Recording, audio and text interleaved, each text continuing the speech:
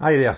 In this edition of the Bite-Sized History of Rangers, we're going to look at the astonishing feat of Rangers reaching the semi-final of the English FA Cup. That was in the season 1986-87. It wasn't, however, the first or only time Rangers entered the FA Cup. They actually entered the year before, along with Hearts, Queen's Park and several other Scottish teams. However, Rangers and Hearts didn't actually play any ties in the previous year, the 85-86 Cup. Reasons for that I'm unsure, but I will try and figure it out at some point.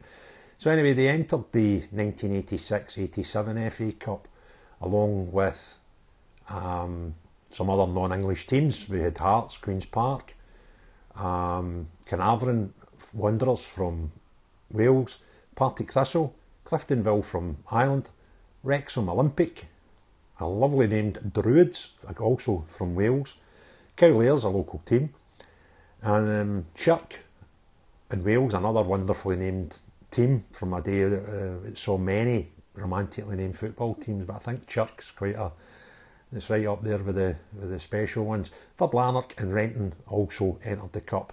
So quite an international look at the FA Cup that season, and what was to prove the last season of Scottish teams entering it. After this edition, Scottish FA decided to ban all Scottish teams from entering it, as they wanted to lift the prestige of our own national competition at the time. So Rangers drew in the first round the mighty Everton. That would have been at the end of October 1986. Unfortunately, Everton didn't have enough registered players for that tie and would have to have played unregistered players and would obviously have to forfeit. They decided to have a friendly match in which Rangers won 1-0, which was probably left a good taste in the Rangers players' mouths, because you hate to win in cup ties without even playing. So the fact that they managed to be triumphant in the hastily arranged friendly would have gave them some cause for some joy that night going into the second round. So progress into the second round, and the cup at that time was regionalised for the first few rounds, and they were always going to be playing local Glasgow Scottish teams or indeed teams from the north side of England. And in the second round, they drew a team from Lancashire, again romantically named Church.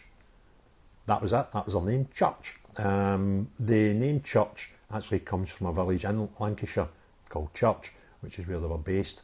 So they faced Church in the 21st of November, and we thankfully came out 2-1 victors to progress into the third round. Into the third round they went and faced some local opposition with Cowlairs, who were one of Scotland's teams at the time. They were done all right. They had a good run at Scottish football, and would have proved a tough tie for Rangers at the time. So on the 4th of December 86, we faced Cowlairs at Ibrox and came out 3-2 victors to progress to the fourth round. Now, I can't figure out why, but a lot of teams get buys in the fourth round to get into the fifth round proper, and I can only suggest that that's probably the round where the regionalised teams stopped being a part of the draw and you went international, international it was at that time. You could be facing anybody in an open draw. So to get the number right for the fifth round probably meant a lot of teams had to get buys, so the fifth round onwards were straight draws with an ever-reducing number of teams. So Rangers were fortunate in the fourth round, but amongst a lot of teams in that year, that the fourth round draw seen them obtain a bye to the fifth round. And in the fifth round came up against a decent opposition. It would have probably caused some concern when Lincoln City's name came out of the hat for us to be playing them on the 29th of January 87. However, Rangers took on Lincoln and beat them comfortably 3-0 and progressed into the quarter final, into the last 8. And they drew another fantastically named romantic team called Old Westminsters. Now, Old Westminsters were a team made up from ex-pupils of Westminster School in London, and they were quite a big thing at the time, before the sort of northern areas started getting into professionalism and taking over the sort of accolades of English football. they were quite a big concern, and they had a lot of early success in England, and they produced quite a lot of English internationals. And the team, surprisingly, Old Westminsters, is still in existence, and they play in the local levels of football in the south of England. So we played them in the quarter final and came out triumphantly 5-1, quite a convincing one, second convincing win in a row after some close games where in the first 3 rounds we won by the odd goal and by 1 goal in each instance. So going in 5th round with a 3-0 victory over Lincoln, and the quarter final 5-1 victory over Old Westminsters, we raised some eyebrows, and we were drawing Aston Villa in the semi-final of the Cup that year. And Aston Villa, good team at the time, obviously still in the go, still a good quality team, and on to win European Cups and things like that. So this was in their early formative years as well. And we went on to have shared stadium designer. Their stadium, parts of their stadium was designed by Archibald Leitch. Both clubs would benefit from that in their futures. So went down to face Aston Villa, a strong team, Aston Villa team, and despite equalising in the 30th minute to bring the game in at half time at 1 each, Rangers couldn't progress further in the second half, and unfortunately lost 2 goals to Aston Villa. Aston Villa finishing the game 3-1 victors. And Aston Villa, actually, to be fair, went on to win the tournament. They won the English Cup that year, first year ever winning it, and laid the foundations for a successful time for that club. So it was an interesting journey.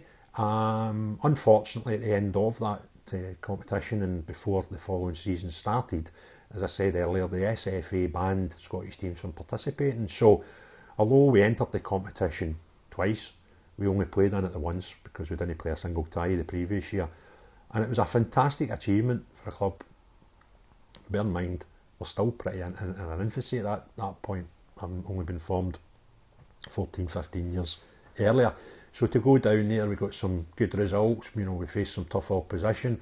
Even some of the local opposition in the earlier rounds were, good scouts for Rangers at the time. It had been a fantastic achievement reaching the prestigious FA Cup semi-final. But unfortunately, although Rangers would have been keen at the time to test themselves the following year to see if they could go a step further, it was not to be.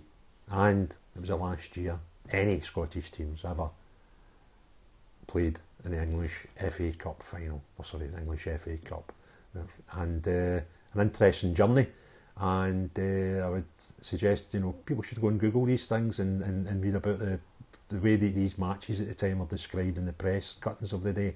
It's fantastic, and it's an enjoyable wee hour for you if you've ever got such time. So thanks very much for tuning in. I look forward to the next episode of Bite Size Rangers.